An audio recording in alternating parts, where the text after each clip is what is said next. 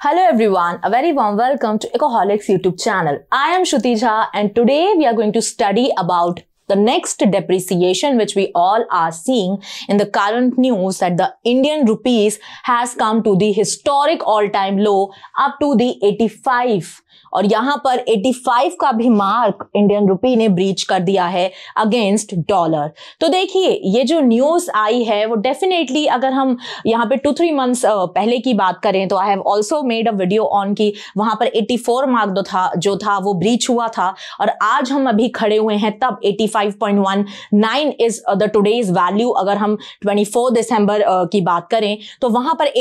5.19 value जो है यहां पर आ रही है इंडियन रुपीस की अगेंस्ट द डॉलर। तो as of December 2024 the Indian rupee has depreciated to record lows against the US dollar. और यहां पे अगर हम बात करें कि न्यूज में अगर यहां पे ये डिप्रिसिएशन को देखा गया है तो पहले तो जो यहां पर थोड़े टेक्निकल टर्म्स हैं उनको हम समझते हैं। देखिए एक्सचेंज रेट क्या होता है, तो exchange rate is the value of currency relative to another currency. ठीक है, अब यहां पे आप बात करो अगर आप इंडियन रुपी और डॉलर दो करेंसी को इन्वॉल्व कर रहे हो तो यहां पे $1 इज इक्वल्स टू 85.16, यही आप बोल रहे हो राइट। 85.16 यहां पर वैल्यू है, 85.16 INR, ये आपकी वैल्यू यहां पर सामने आ रही है। तो ये आपका एक्सचेंज रेट होने वाला है कि भाई $1 की जब आप बात करते हो तो उसकी वैल्यू यहां पर 85.16 है और वहीं पे हम बोल रहे हैं कि एक करेंसी की वैल्यू इज रिलेटिव टू दूसरी करेंसी। तो यहां पे पहली करेंसी तो हो गई आपकी इंडियन रुपी और दूसरी आपकी करेंसी हो गई डॉलर्स। तो उसी केस में यहां पर बोला जाता है also the number of units of one currency that exchanges for a unit of another. तो यहां पे जब आप $1 दोगे तब आपको 85 रुपीज यहां पर देखने को मिलेंगे। तो ये जो एक एक्सचेंज है उसी को हम एक्सचेंज रेट बोलते हैं। इसी के साथ अगर आप डेप्रिसिएशन की बात करो तो यहां पे देखिए कोई भी करेंसी डेप्रिशिएट होती है किसी दूसरी करेंसी के कंपैरिजन में, तो क्योंकि यहां पे dollar is a supreme currency और every country maintains the forex reserves in terms of dollar only, तो वहां पे हर एक करेंसी का एप्रिसिएशन हो गया, डेप्रिसिएशन हो गया, ये डॉलर के कॉन्टेक्स्ट में ही आपको सुनने में आता है। तो यहां पे अगर डेप्रिसिएशन की हम बात कर रहे हैं तो यहां पे बोला जा रहा है कि भाई इंडियन रुपी जो है उसकी वैल्यू यहां पर डॉलर के कंपैरिजन में काफी ज्यादा वीक पड़ गई है और इसी का मतलब होता है depreciation. So a currency depreciates with respect to another when its value falls in terms of the other. तो यहां पे हमारी जो करेंसी है वो डॉलर के कंपैरिजन में फॉल कर गई है और इसलिए यहां पे आपको ये नंबर देखने को मिल रहा है कि 85 पर अब हमारा जो रुपी है वो आके खड़ा हो गया है। नाउ अगर हम फैक्टर्स की बात करें that what factors are actually responsible for this depreciation, तो यहां पे देखिए अगर आप ट्रेड एंड गुड्स की बात करो या फिर अगर हम बोलें कि डेप्रिसिएशन के केस में ही अगर आप देखो या फिर क्या ऐसे फैक्टर्स हैं जो कि रिस्पॉन्सिबल होते हैं कि INR ऊपर जाएगा या नीचे जाएगा, तो वो सारे फैक्टर्स को हम एक बार देखते हैं। तो अगर हम ट्रेड ऑफ गुड्स की बात करें, ठीक है, तो देखिए यहां पे बात आती है अगर इंपोर्ट एक्सपोर्ट से ज्यादा होगा तो डेफिनेटली आपकी जो करेंसी की वैल्यू है वो नीचे जाएगी, क्योंकि यहां पे आप इंपोर्ट कर रहे हो ज्यादा गुड्स यूएस से, ठीक है, रादर देन एक्सपोर्ट करने के टू यूएस, तो यहां पे आपकी करेंसी नीचे ही जाएगी डेफिनेटली। इसी के बाद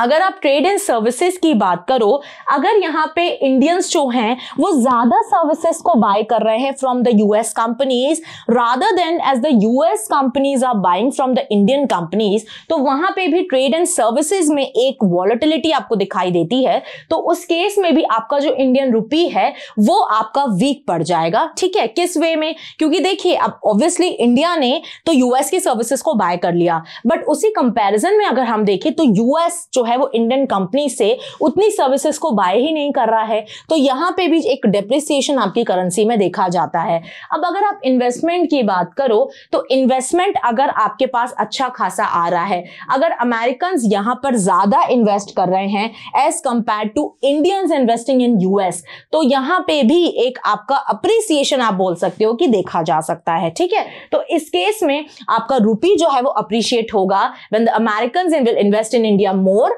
then the Indians investing in the US. तो ये सारे फैक्टर्स जो है वो अप्रिसिएशन और डिप्रिसिएशन के लिए रिस्पॉन्सिबल होते हैं। Coming towards the impact of depreciation of रुपी, तो यहाँ पे क्योंकि हमारा जो रुपी है वो डिप्रिसिएशन पे चला गया है, तो अगर हम देखें कि भाई इम्पैक्ट यहाँ पर क्या है, क्यों यहाँ पे डिप्रिसिएशन को ऑब्जर्व किया गया है, या फिर उसका डिप्रिसिएशन जब आया है तो उससे हमें क्या इम्पैक्ट देखने को मिल सकता है। तो नेगेटिव भी इम्पैक्ट होता है और पॉजिटिव भी इम्पैक्ट होता है। अगर आप पॉजिटिव इम्पैक्ट की बात करो तो यहाँ पे एक्सपोर्ट्स जो हैं वो आपकी कंट्री के बूस्ट होंगे, मतलब इंडिया के एक्सपोर्ट्स बूस्ट हो जाएंगे। तो कैसे होंगे, तो देखिए यहाँ पे क्योंकि हमारे जो करेंसी है उसकी वैल्यू नीचे गिर गई है, तो हमारे जो यहाँ पर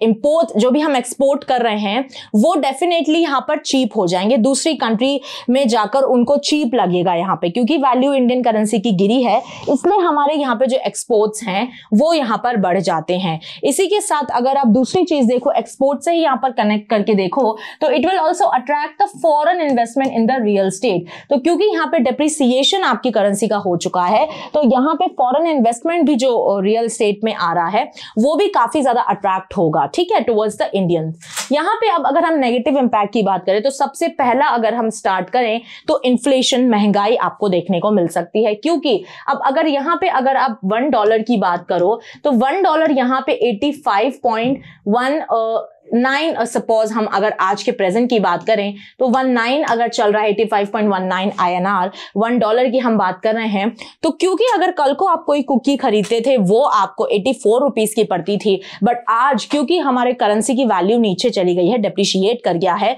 तो वो ही कुकी जो है वो आपको अब 84 की जगह 85 रुपीज की पड़ती है। तो ऑब्वियसली आप 1 रुपी जो है एक्स्ट्रा दे रहे हो अब, ठीक है, यहाँ पे आप 1 रुपए और ज्यादा स्पेंड कर रहे हो, तो डेफिनेटली महंगाई बढ़ी है तभी आप यहां पे स्पेंड कर रहे हो। तो ये एक सिचुएशन क्रिएट हो जाती है, इस तरीके से यहां पे इन्फ्लेशन इंपैक्ट हो जाता है। दूसरी चीज हम देखें तो हायर इंपोर्ट कॉस्ट भी आपको देखने को मिलती है, क्योंकि यहां पे ऑब्वियसली जब दूसरी कंट्री से यहां पर हमारे पास इंपोर्ट आ रहा है तो वो अब हमको महंगा पड़ेगा, क्योंकि हम यहां पर डॉलर्स में पेमेंट करते हैं। तो क्योंकि अब यहां पे करेंसी हमारी गिर गई है तो हमको अब और डॉलर पे करने पड़ेंगे, क्योंकि यहां पे अगर हम मान लीजिए कि हमारे पास यूएस से कोई 1 किलो हमने कुछ कुकीज या फिर 1 किलो हमने मेज मंगवाया, ठीक है, पहले अगर हम उसमें वहां पर 84 रुपीज देते थे क्योंकि वो ही वैल्यू थी, वहीं अब हमको एक उसके 85 रुपीज देने पड़ेंगे, तो हमें 1 रुपए एक्स्ट्रा देना पड़ रहा है, ठीक है। तो इसलिए यहां पे आपको देखने को मिलता है कि जो इंपोर्ट कॉस्ट है वो भी आपकी बढ़ जाती है, क्योंकि जो बाहर से आपके इंपोर्ट्स आपकी कंट्री में आ रहे हैं उस केस में। तो क्योंकि अब महंगाई बढ़ गई है तो लोगों के हाथ में पैसा कम रहेगा, तो यहां पे डेट जो सर्विसिंग है वो यहां पर बढ़ जाती है, क्योंकि लोग लोन्स की तरफ फिर वॉक करते हैं। इसी के साथ साथ जब लोन्स भी काफी मार्केट में यहां पर स्प्रेड अप हो जाते हैं तो उससे एक मार्केट वॉलेटिलिटी क्रिएट हो जाती है, और ये सब जो हैं वो सारे आपके नेगेटिव इंपैक्ट होते हैं of the depreciation of rupee. Now coming towards that what can be done to improve the rupee value. अब यहां पर हमारा रुपी तो डिप्रिशिएट कर गया है, बहुत सारे फैक्टर्स होते हैं, अगर आप ग्रोथ के हिसाब से भी देखो, डोमेस्टिक फैक्टर्स भी देखो, या फिर आप ग्लोबल फैक्टर्स भी देखो, there are multiple factors which actually led towards the appreciation और डिप्रिसिएशन ऑफ करेंसी, ठीक है। तो यहाँ पे अब अगर हम अपने स्टेप्स की बात करें, what steps the RBI can take, what steps the Indian government can take, तो यहाँ पे actively intervention by the RBI it needs to be done, और यहाँ पे उनको कोशिश करनी पड़ेगी कि ये जो रुपी का डेप्रिसिएशन हुआ है इसको किस तरीके से अब स्टेबलाइज करने की कोशिश की जाए, और इसका जो एक डेप्रिसिएशन के चलते हमको एप्रिसिएशन करें, तो ये जो वैल्यू अभी गिरी है वो और ज्यादा ना गिरे, स्टेबल रहे, या फिर डेफिनेटली अगर हम कम कर सकते हैं तो वो भी यहाँ पे हमको यहां पर ट्राई करना होगा। इसी के साथ साथ adjusting interest rates to control inflation, क्योंकि मैंने आपको बताया कि अगर डेप्रिसिएशन हो रहा है तो महंगाई आपकी कंट्री में डोमेस्टिक मार्केट में आपको बढ़ती हुई दिखाई दे सकती है, क्योंकि जिस कमोडिटी के आप अगर 84 रुपीज दे रहे थे, आज आपको उसी कमोडिटी के 85 रुपीज देने पड़ेंगे, तो 1 रुपए आप ज्यादा पे कर रहे हो। तो यहाँ पे जो अंदर में जब वो मार्केट में जब वो कमोडिटीज आती हैं तो और ज्यादा महंगी हो जाती है, ठीक है। तो यहाँ पे इंटरेस्ट रेट्स को लेके इन्फ्लेशन पे ध्यान देना पड़ेगा, इन्फ्लेशन पे फोकस करना पड़ेगा। इसी के साथ साथ साथ यहाँ पर इंडियन गवर्नमेंट को फोकस करना होगा कि फिस्कल पॉलिसी और मॉनेटरी पॉलिसी को किस तरीके से फॉर्मुलेट किया जाए कि ये जो डेप्रिसिएशन हुआ है वो हमारी इंडियन इकोनॉमी को डीपली अफेक्ट ना करे, डीपली इंपैक्ट ना करे, ठीक है। और यहाँ पर आपको एक स्टेबलाइज करेंसी यहाँ पर दिखे, जिससे क्योंकि ऑब्वियसली उनकी पॉलिसीज है, इंडियन गवर्नमेंट का भी काफी ज्यादा रोल होता है आरबीआई के साथ, तो यहाँ पे हमको करेंसी को स्टेबलाइज करने की जरूरत है, ना कि उसको और ज्यादा वॉलेटिलिटी क्रिएट करने की नीड है, ठीक है। Then the creating policies to attract the FDI and the FPI. So देखिए एफडीआई और एफपीआई दोनों ही आपके कंट्री के लिए बहुत इंपॉर्टेंट होते हैं। अब क्या होते हैं एफडीआई और क्या होते हैं एफपीआई, वो थोड़ा सा समझ लेते हैं। तो देखिए एफडीआई होता है फॉरेन डायरेक्ट इन्वेस्टमेंट, ये थोड़ा लॉन्गर टर्म के लिए होता है, ठीक है। जब आपके कंट्री के बिजनेसेस में, कंट्री के इंफ्रास्ट्रक्चर में, कंट्री के कोई प्रोजेक्ट्स में यहां पर बाहर की कंपनीज आपके कंट्री में इन्वेस्ट करती हैं, तब आप उसको बोलते हो FDI, which is foreign direct investment. But उसी जगह जब कोई भी फॉरेन कंट्री की कंपनीज, कोई भी foreign person, foreign stake holders आपकी कंट्री के फाइनेंशियल एसेट्स में इन्वेस्ट करते हैं, जैसे कि बॉन्ड्स हो गया, स्टॉक्स हो गया, इनमें जब वो इन्वेस्ट करते हैं और वो लुक फॉरवर्ड करते हैं कि भाई हमको जल्दी से जल्दी यहाँ पे मार्केट रिटर्न्स मिले, तो वहां पे ये FPI will come into picture, और वहां पे आप बोलोगे कि वो हो जाता है फॉरेन पोर्टफोलियो इन्वेस्टमेंट। और फॉरेन पोर्टफोलियो इन्वेस्टमेंट होता है शॉर्ट टर्म के लिए, ठीक है, वो शॉर्ट टर्म के लिए आप उस चीज को मैनेज करते हो। तो ये दोनों ही एफडीआई हो गया या एफपीआई हो गया, दोनों ही आपकी कंट्री की ग्रोथ के लिए और आपकी करेंसी के लिए बहुत ज्यादा इंपॉर्टेंट होते हैं। So with this we have come towards the end of the session. Thank you so much for watching my session. Don't forget to subscribe to our channel Ecoholics. Till then पढ़ते रहिए, खुश रहिए। जय हिंद, जय भारत।